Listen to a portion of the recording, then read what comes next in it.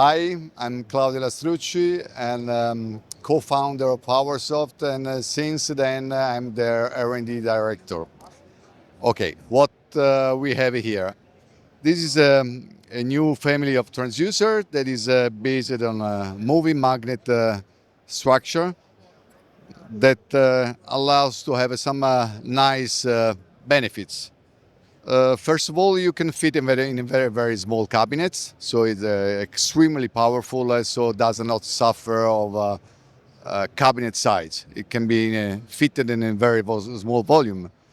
It's pretty efficient and it best coupled with our switch mode output stage amplifiers, so Class D amplifiers, and benefits at the best the reactive performance and recycling capability of a Class D amplifier.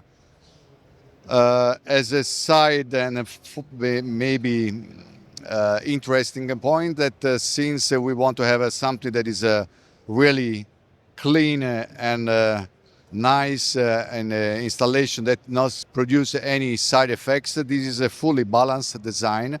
That means that it behaves like not having mass, but fully cancelling the forces inside, but still having one single output side of emission.